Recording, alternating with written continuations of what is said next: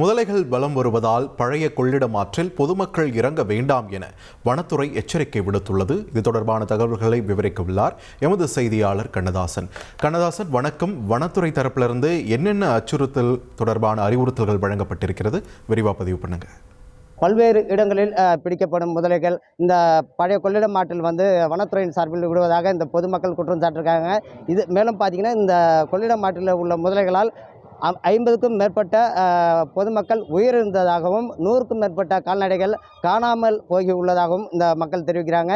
இந்த பகுதியில் இந்த பகுதியை சேர்ந்த மக்கள் இருக்காங்க, நம்ம கேட்கலாம். சார் வணக்கம். இப்போ நம்ம இந்த பகுதியில் இந்த கொள்ளிடம் ஆறு இருக்குது, இது எவ்வளோ பேர் உயிரிழந்திருக்காங்க? உங்களோட முக்கிய கோரிக்கை என்ன? முதல பண்ண அமைக்கணுமா? நீங்கள் கேட்டுறீங்களா வனத்துறையில்? அதை பற்றி சொல்லுங்கள். எங்களுக்கு முக்கியமாக முதல பண்ண அமைக்கணுங்க.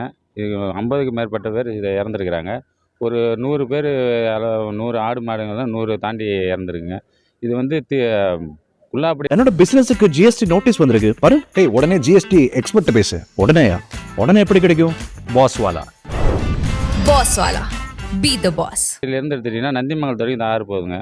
கொள்ளிடத்திலே தண்ணி வற்றும், ஆனால் இந்த ஆற்றுல தண்ணி எப்பயும் வற்றாதுங்க. எப்போ பார்த்தாலும் முதல்ல தொல்லை பயங்கரமாக இருக்குங்க. நாங்கள் வனத்துறையிட்ட சொல்லுவோம், அவங்க பிடிச்சிட்டு போவாங்க. ஒரு ஆள் மனுஷனை பிடிச்சின்னா உடனே ஒரு முதல்ல பிடிப்பாங்க, பிடிச்சி கொண்டு விடுவாங்க. திரும்பி அந்த முதல்ல இங்கேயே தான் வந்துடுது. முதல்ல பண்ண அமைக்கிறேன்னு சொன்னாங்க. வக்கராமூரில் எங்கே அமைக்கிறேன்னு சொன்னாங்க, ஆனால் இது வரைக்கும் அமைச்சதில்லை. எங்கே நெய்வேலியில் அமைக்க போகிறாங்க, அமைச்சது இல்லைங்க. இதில் புதுசாக வேலி அமைச்சு திரும்பி இதில் முதல்ல பண்ணே ஆக்கணும்னு சொல்லிட்டு இருக்காங்க. நாங்கள் அதை விடலைங்க. இப்போ திரும்பி முதல்ல தொல்லை எங்களால் தாங்க முடியலைங்க. இதில் ஒரு 50 கிராமம் தாண்டி இருக்குங்க. இதில் எல்லாம் இந்த ஆற்றை நம்பி தாங்க பிழைக்கிறாங்க. அதேமாரி விவசாயம் எடுத்துக்கிட்டிங்கன்னா ஒரு 500 ஏக்கர் 1000 ஏக்கர் நிலம் இருக்குங்க. இதில் நம்பி தாங்க அவங்களும் பிழைக்கிறாங்க. ஆற்றுக்கு யாரும் இறங்க போக முடியலைங்க.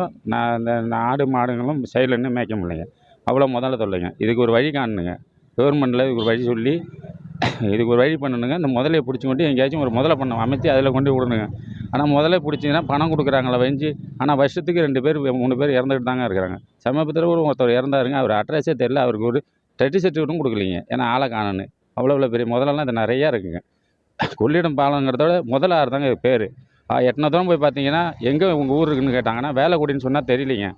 முதல்ல ஆறு வேலைக்குடின்னு சொன்னால் தாங்க தெரியுது. அந்த அளவுக்கு ஃபேமஸ் ஆகிக்கும் இந்த ஆறு. இதுக்கு ஒரு ஆற்றுல இறங்க குளிக்கக்கூடாதுன்னு வனத்துறை சொல்லியிருக்காங்க. ஏன் அப்புறம் வனத்தோட சொல்லி இதுக்கு ஒரு முதல்ல பண்ண அமைச்சு கொடுங்க. இது குளிக்கிறதுக்கு ஒரு இடம் எங்களுக்கு வேறு குளிக்கிறதுக்கு வசதி இல்லைங்க. இதில் தான் குளிச்சாகணும். இதில் குளிக்கிறதுக்காக ஒரு முதல்ல ஒரு வேலி ஒன்று அமைச்சு வச்சாங்க. அதையும் இந்த பைபாஸ்காரங்க அதையும் உடச்சி எடுத்துட்டாங்க. இப்போ குளிக்கிறதுக்கு எங்களுக்கு எங்கேயுமே வசதி கிடையாதுங்க. இதுக்கு ஒரு முதல்ல வேலி மாரி போட்டு நாங்கள் குளிக்கிறதுக்கு ஒரு வசதி பண்ணி கொடுக்கணும்.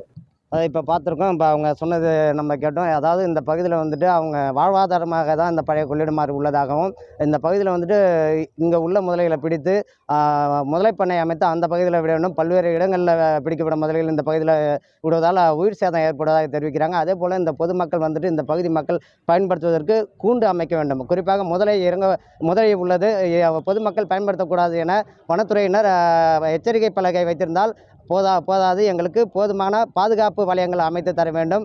இந்த பகுதியில் உள்ள முதலைகளை அனைத்துமே வேறு ஒரு இடத்தில் முதலைப்பண்ணை அமைத்து இந்த முதலைகளை பாதுகாப்பாக வைத்துக்கொள்ளவும் இந்த பகுதி மக்கள் வாழ்வாதாரத்தை காக்க நடவடிக்கை எடுக்க வேண்டும் என்ற கோரிக்கையை இந்த பகுதி பொதுமக்கள் முன்வைத்து உள்ளனர். நன்றி கண்ணதாசன், உங்களுடைய விரிவான தகவல்களுக்கு.